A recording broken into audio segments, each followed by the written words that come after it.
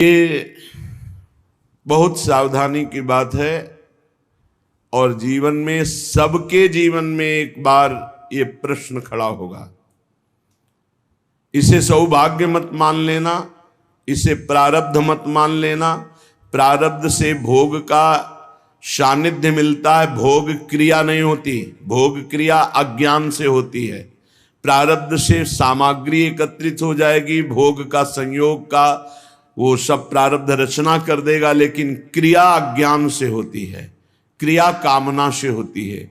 इसलिए कह रहे हैं, यदि राधा माधव के प्रेम रस में डूबने के मार्ग में उपासक चला तो उसके जीवन में एक बार ही सही पर ऐसा अवसर आएगा कि वो परस्पर विपरीत शरीर का भोग करने का प्रश्न माया खड़ा करेगी।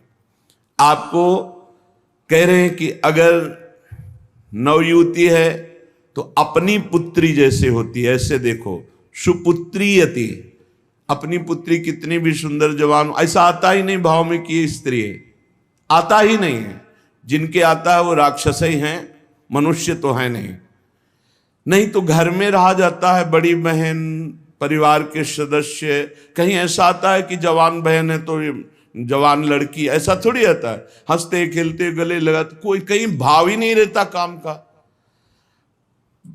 चाहे जवान पुत्री हो चाहे जवान बहन हो, कभी ऐसा घर में भाव, जिनके भाव आता वो राक्षस हृदय के हैं, मनुष्य हृदय के नहीं। वो राक्षस हृदय वाले, आसुर स्वभाव वाले हैं। नहीं, अपनी पुत्री अपनी बहन के समीप रहने पर कहीं ऐसे भाव थोड़ी आते। खूब खेलना कूदना हंसना बातचीत करना ये सब घर में होता रहता है, पर ये भाव थोड़ी आता है कि ये स्त्री है। नहीं, वो मेरी बहन, वहां कोई गुंजाइश ही नहीं काम भाव की। तो बोले सगी पुत्री की तरह सब पुत्रियां दिखाई दें, अपने से बड़ी हैं तो बिल्कुल मेरी जैसे जननी वैसे। मातृयत्य परांगनाम, जैसे अपनी अम्मा के पास, मां के पास बैठे तो क्या भाव बिगड़ेगा? कुछ नहीं बिगड़ेगा। कैसा भी जवान लड़का हो, मां अपने ऐसे हृदय से लगा के दुलार करती है, समझाती है, बुझाती है, डांटती है। वहां काम भाव आता है क्या? मां के गले लगने पर, बहन के गले लगने पर काम भाव आता है क्या? बेटी को हृदय से लगाने पे काम। जब साधारण सांसारिक पवित्र भाव में काम नहीं आता तो तुम तो परम पवित्र भगवान के भाव वाले हो, तुम्हारे अंदर कैसे काम परास्त कर सकता है? मातृयत्य परांगना, ये आएगा प्रश्न जीवन में। पुरुष है तो स्त्री के प्रति, स्त्री है तो पुरुष के प्रति। साधक बहुत सावधान रहे, माया प्रश्न करेगी। घूमते रहते हैं माया के पार्षद, घूमती रहती है माया की पार्षदी। बहुत सावधान, जाके संग कुमति मति उपजय करत भजन में भंग, तजोरे मन हरि विमुखन को संग। बहुत कीमती जीवन है, सिद्ध बात समझ लो, संकोच की बात नहीं। हरि को रिझाओगे तो वैकुंठ का द्वार, वृंदावन के दिव्य धाम का द्वार, साकेत द्वार, कैलाश धाम का द्वार खुलेगा। और जगत के शरीरधारी को रिझाओगे तो आखिरी द्वार वही है, मलमूत्र का, और कुछ नहीं। हमारी बात मान लो, संकोच करने की बात नहीं है। हम वहीं से पैदा हुए हैं और वहीं की आसक्ति से फिर दुर्गति को प्राप्त होंगे। खुली बात है, देख लो, दो ही आकर्षण है, बढ़िया से बढ़िया खाने को मिले, भोगने को मिले। शिष्णोदर परायण शास्त्र कहता है, शिष्ण और उदर। उदर रसेंद्री से संबंधित है, शिष्ण जनेन्द्री से संबंधित है। बस जनेन्द्री और रसेंद्री के भोगों में पूरा दिव्य मानव जीवन बर्बाद। श्रीपाद कह रहे, यदि राधा मुरलीधर के प्रेम में मगन होना है, बहुत सावधान। ये मत समझो कि माया कब किस रूप में कहां प्रश्न करती है।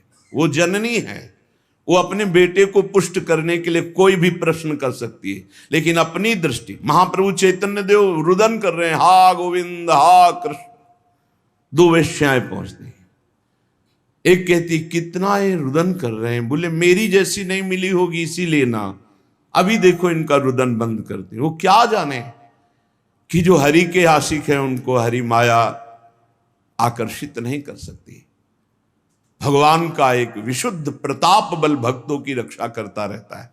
वो जाकर के विनोदास्पद बातें करने लगी। महाप्रभु चैतन्य देव ने कहा, मां बस करुणा कर दो, श्री कृष्ण मिल जाए।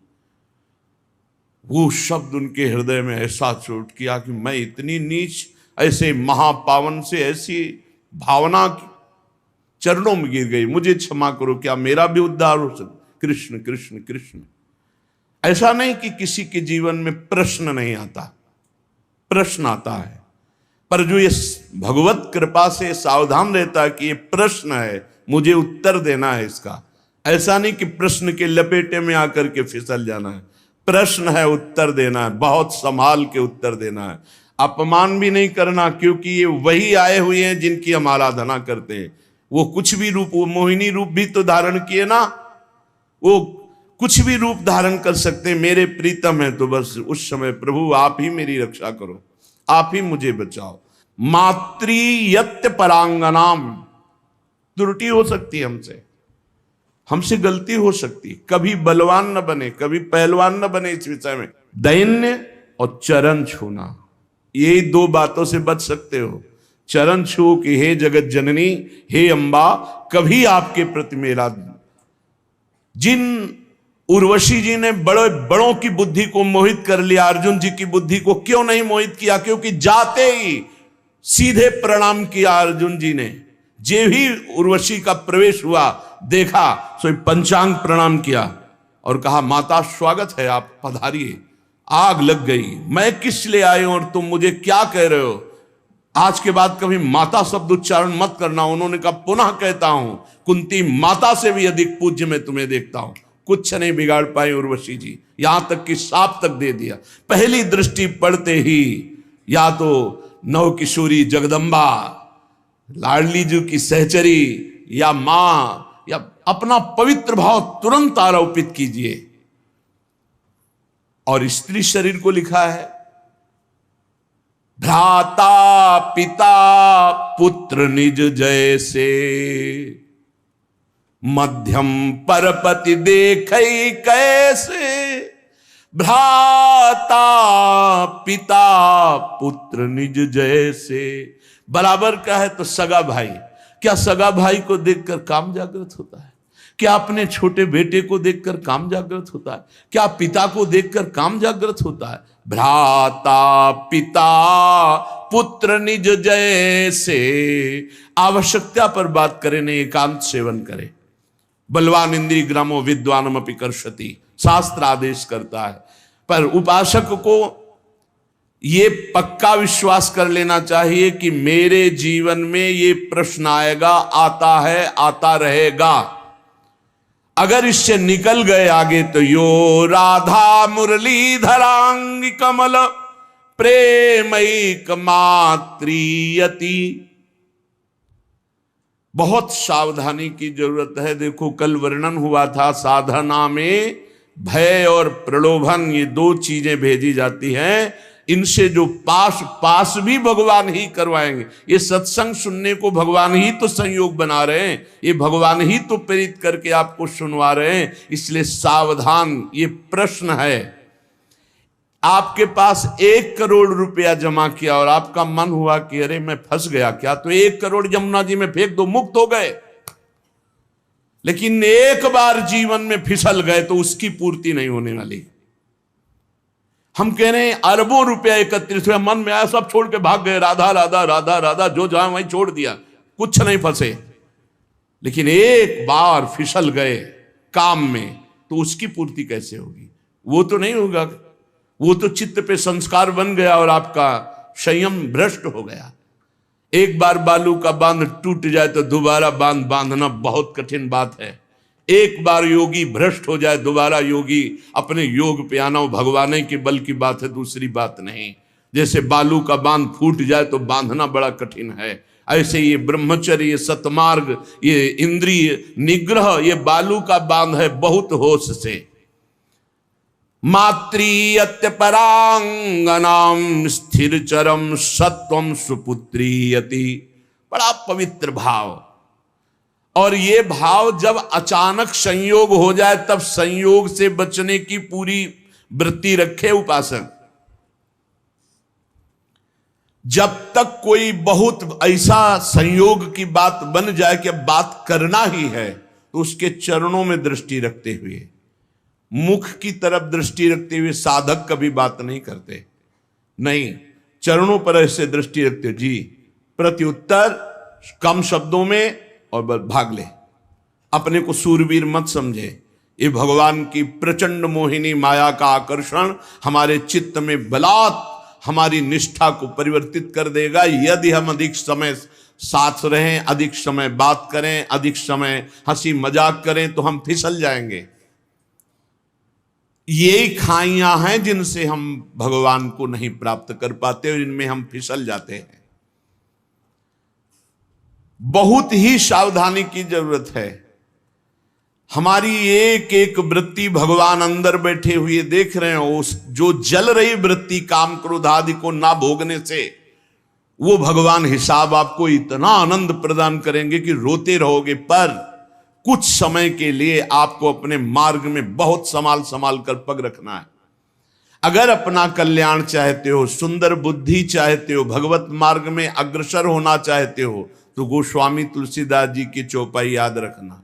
जो चाहे आपन कल्याणा, सुजस सुमति शुभ गति शुभ नाना, सो पर नारी लीलार गोसाई, तजौ चौथी के चंद की नाई।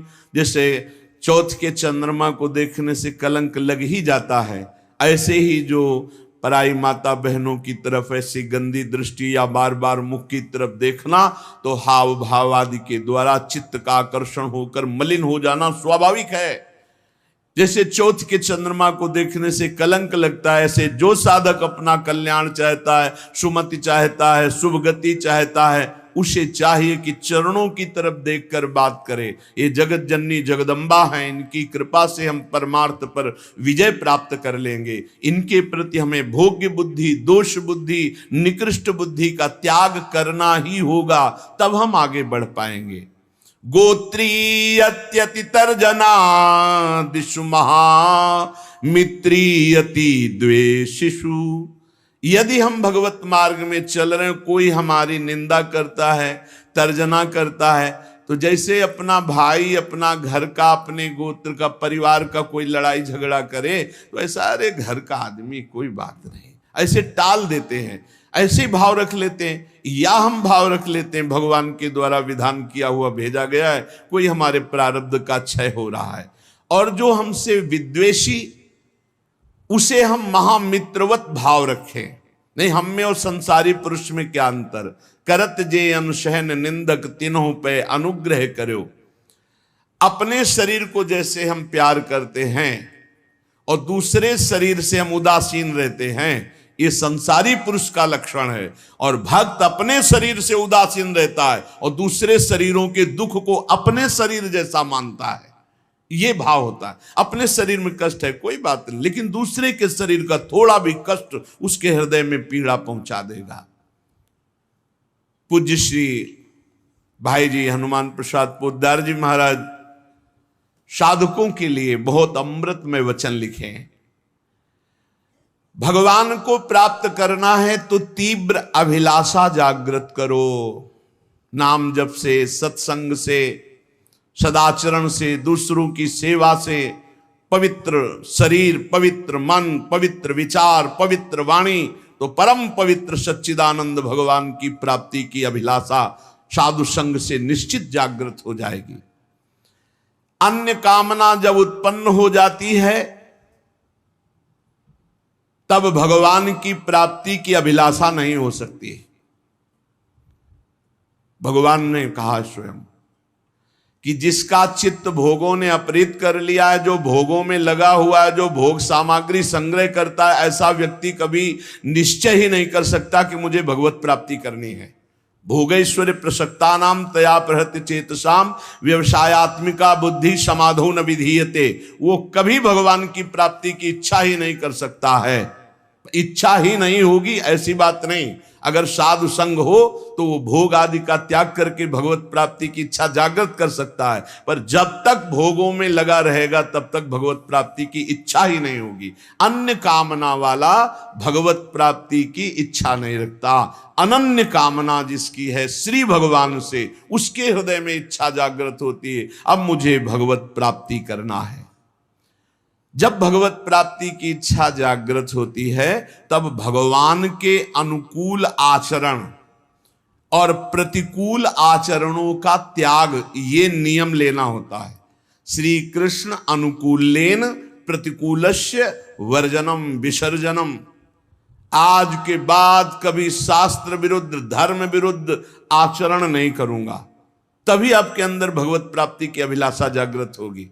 इधर तो माला चला रहे हैं, पाठ कर रहे हैं, धर्म के कार्य कर रहे हैं, और पीछे फिर अधर्माचरण हो रहा है, तो वो अंधा बटे पड़ा चबाए, तुम्हारे हाथ में कुछ नहीं लगेगा। हमको संयम से रोकना पड़ेगा। जो धर्म, जो नाम जप, जो साधन कर रहे हैं, वो हमारा कहीं किसी पापाचरण में बह न जाए, कहीं किसी छिद्र से बह न जाए। हम अपने इंद्रियों को, मन को हम विचार के द्वारा, पवित्र विचारों के द्वारा उनको घेरे रहते हैं। इसी का तो इनाम मिलता है परम पद, इसी का इनाम मिलता है अद्भुत आनंद की उमगन। ना भय जन्म का, ना मृत्यु का, ना रोग का, ना शोक का, किसी भी तरह का कोई भी द्वंद्व प्रभाव उपासक के अंदर नहीं रह जाता। अनुकूलस्य, अपने इष्ट देव गुरुदेव के अनुकूल, और प्रतिकूलस्य विसर्जनम, प्रत्येक प्रतिकूल आचरण का त्याग। जब साधक ऐसा आचरण बहुत समय तक करता है तो उसके प्राणों में रुदन करने की इच्छा जागृत होती है और वो क्रंदन करने लगता है। रोते रोते उसके हृदय में विरहाग्नि जलाती है, और उसी विरहाग्नि को शीतल करने फिर भगवान को आना होता है, फिर उसे भगवत प्राप्ति हो जाती है। दूसरी बात, साधक जब इस मार्ग पर चलता है तो उसका स्वभाव होता है इधर उधर ताक झांक करना। ये कैसे चलता है? ये बहुत बुरी आदत है, ये बिल्कुल नहीं रखनी चाहिए। पर दोष दर्शन से सबसे बड़ा घाटा होता है कि हम जो दोष दूसरे में देखते हैं, देखने की चेष्टा करते हैं, वो दोष हम में जागृत हो जाता है। इसलिए साधक को इधर उधर ताक झांक करने वाला स्वभाव नहीं रखना चाहिए। छोटी छोटी बातें होती हैं जिनमें हम फिसल जाते हैं। हर साधक इस बात को समझ ले, परमार्थ में चलने पर इधर उधर ताक झांक, वो पड़ोस बगल वाला साधक क्या करता है, अगर ये दोष दर्शन की वृत्ति रही तो ऐसे ही नीचे खड़े रहोगे, परमार्थ की ऊंचाई पर नहीं चढ़ पाओगे। इधर उधर ताकने वाला साधक लक्ष्य तक कभी पहुंच ही नहीं सकता। सिद्ध महापुरुषों के वचन है। साधक को चाहिए कि अपनी दृष्टि केवल अपने लक्ष्य पर रखते हुए, लक्ष्य हमारा क्या है? सर्वान वस्तुतया निरीक्ष परम स्वाराध्य बुद्धिर्मम, मेरे भगवान ही सब रूपों में, बस सारा नाटक वही कर रहे हैं। हमको ये नहीं देखना ये कमी इसमें साधक में है या कमी उस साधक, ये गुरु देखें या भगवान देखें, वो सुधार करें, हमारा ठेका नहीं है। हमारा ठेका है अपनी कमी देखना और भगवान को प्राप्त करना। सत्संग अपने लिए होता, दूसरों के ऊपर थोपने के लिए नहीं होता, दूसरों के दोष दर्शन के लिए नहीं होता, वो अपने मन को शासन में लाने के लिए सत्संग होता है। साधक जब इस दोष से आगे बढ़ता है, ये बहुत जोर का दोष होता है, जब इससे आगे साधक बढ़ता है तो उसके जीवन में प्रलोभन आता है। जब प्रलोभन से बचता है तो फिर भय आता है। बड़े बड़े भय आते हैं भक्तों के जीवन में। फांसी की सजा निश्चित हो गई, आग में जलाने निश्चित हो गया, जहर पिला दिया गया, क्या क्या। जब प्रलोभन और भय से भी आगे निकलता है तब दिव्य सिद्धियां, आकाश में उड़ जाओ जहां जिस लोक में, जब इनसे भी आगे निकल जाए, जीवित मर जाए उलट आप में समाया है दिलगिरी, एकदम खाक, तब भगवान की प्राप्ति होती है। वो संसार चक्र का भेदन करके सच्चिदानंद स्वरूप को प्राप्त कर लेता है। वैराग्य दो प्रकार का होता है, एक समल वैराग्य और एक विमल वैराग्य। सांसारिक प्रतिकूलता को लेकर जो घर त्यागा जाता है उसे समल वैराग्य कहते हैं। ये समल, मल का प्रयोग नहीं होना चाहिए। ये मल है वासना, कामना, रुपया, पैसा। हाँ, हमारा भरण पोषण ईश्वर के द्वारा सारे विश्व का करते, तो हम जितने बैरागी जन विश्व में हैं, भगवान विश्वम्बर सबका भरण पोषण कर रहे हैं। लेकिन बहुत सावधानी से मुनीमगिरी करनी है। मालिक हैं भगवान, मुनीम है हम, तो मुनीम का लेना देना बहुत हिसाब में होना चाहिए। हिसाब से चूक हुई तो चूक हो जाएगी, बड़ी चूक हो जाएगी। तो एक होते हैं वैराग्य लेते हैं ये देख करके कि अब नौकरी नहीं मिल रही, विवाह भी नहीं हुआ, खान पान की व्यवस्था, बाबा जी बन जाते हैं। जिंदगी नरक हो जाएगी तुम्हारी और दूसरों की बेइज्जती करवाओगे। कभी ऐसे बाबा जी नहीं बना जाता। बाबा जी बना जाता है, सब व्यवस्थाएं हैं, लेकिन अब मन नहीं लग रहा, ऐसा लग रहा है मुझे भगवान चाहिए। तब इसे विमल वैराग्य कहते हैं। अगर समल, ये जो समल वैराग्य है, इस समल वैराग्य को यदि विमल वैरागी मिल जाए तो वासना हट जाए और निर्मल मार्ग में चल पड़ेगा। ऐसा नहीं कि उसका कल्याण नहीं होगा, पर है बहुत गड़बड़। वैराग्य के दो रूप है, एक समल वैराग्य, एक विमल वैराग्य। समल वैराग्य होता है कि हर किसी न किसी विषय की अभाव स्थिति में बाबा जी बन जाना, वैरागी बन, बहुत खतरनाक, बहुत घटिया जीवन व्यतीत होता। बहुत घटिया हम शब्द में कह रहे हैं, लाख प्रकार से समझाओ उसको समझ में नहीं आता। वो केवल वासना की पूर्ति ऐसे लोगों के द्वारा बहुत अहित होता है संत समाज का, क्योंकि उनके अंदर कोई लक्ष्य भगवत प्राप्ति नहीं, कोई साधुता नहीं, और वेश साधुता का वो बहुत तरह से हानि करते हैं। और अब कहे तो संत ही जाएंगे क्योंकि वेश है, तो इसलिए बड़ा अपमान संतों का होता है। उनका लक्ष्य नहीं होता भगवत प्राप्ति, उनका लक्ष्य नहीं होता सतमार्ग, वो केवल वासनाओं की पूर्ति के। बहुत विचित्र होता है, ये भी सब देखा है। भ्रमण के समय भगवान बड़ी कृपा की तो सब भ्रमण में साधु पक्का हो जाता है। भूख प्यास गर्मी सर्दी मान गाली मार पीट सब कुछ सहना पड़ता है, सब सहना पड़ता है, उससे परिपक्व हो जाता है। तो जो किसी प्रतिकूलता को लेकर वैराग्य होता है वो समल वैराग्य होता है। ये ज्यादा दिन नहीं, ये फंसे फंसाए, ये फंसी बिल्कुल फंस जाते हैं। मन जो है ये जब भगवान के लिए व्याकुल हो तब घर छोड़ना चाहिए। नहीं तो हम कह रहे हैं कि भले आप लेबरी करके जियो लेकिन बाबा जी मत बनना। बाबा जी बनने के लिए एक केवल बात है, अब मुझे भगवान चाहिए। अब आपको कोई परास्त नहीं कर सकता त्रिभुवन में। ये बस बात तुम्हारे अंदर बैठ जाए, आप समझो केवल 2 वर्ष गुरुदेव भगवान 13, 14, 15 और इसके बाद पधार गए। अब पूरा जीवन अनाथ हो गया। अब हम किसके सहारे चले, कैसे चले? अब एक भारी विपत्ति, भारी अव्यवस्था कि हम पुत्र की तरह जिनकी गोद में बैठकर चल रहे थे वो तो अंतर्ध्यान हो गए। अब हमको कौन संभाले? उस समय श्री भगवान का जो तेज हमारे साथ था, हम आपको बताया जब हमारी समस्या आती थी तो संत और आकाश ये 2 का सानिध्य हो जाता था। एकदम एक दिन 3 बजे सुबह तड़के नहा के ऐसे आकाश की तरफ कहा, गुरुदेव भगवान अभी तक तो हम निश्चिंत थे आपके बल पर, अब तो मुझे मार्ग भी पता नहीं कैसे चलना है, पूरा जीवन है, कोई साथी नहीं, किसी पर भरोसा नहीं। हमारा शुरू से किसी पर भरोसा नहीं था। भगवत प्रेरणा से, भगवत कृपा से एक हमारे दिमाग में बैठ गया था कि भगवान के सिवा, गुरुदेव के सिवा इस संसार में कोई सतमार्ग में नहीं चला सकता और गिराने वाला हो सकता है। इसलिए कभी हम किसी की सलाह नहीं मानी, कभी हम किसी से प्रश्न नहीं किया, कभी हम किसी की बात सुनने की चेष्टा नहीं की। जो बात गुरु जी ने कही थी उसी को घुमा घुमा करके बार बार उसी पे चलने की चेष्टा की। प्रेरणा आई, उतर जाओ गंगा के तीर पर और कभी किसी एक आश्रम में मत रुकना, बस भ्रमण करो। बस तुरंत मन में आया, बस सफेपुर घाट से कूद पड़े गंगा किनारे, एक गीता पूरा फिर यहां तक वही सच्चिदानंद परम तत्व घुमा। अगर थोड़ा भी कुछ राग लेकर घर से निकलोगे तो फंस जाओगे। आश्रम व्यवस्था कई जगह भ्रमण में ऐसे प्रलोभन आएगी, यहाँ के महंत बन जाओ, अब ऐसे यहाँ। जब तक भगवत प्राप्ति नहीं तो राम काज की नहीं बिनु मोहि कहाँ विश्राम। शमल वैराग्य, इस प्रयास देखना चाहिए साधक को कि कोई वासना लेकर आए तो फटाफट उसका ऑपरेशन कर डालो गुरुजनों के सानिध्य में, सत्संग में, नहीं तो ये वासना कहीं ना कहीं फंसाकर चौपट कर देगी।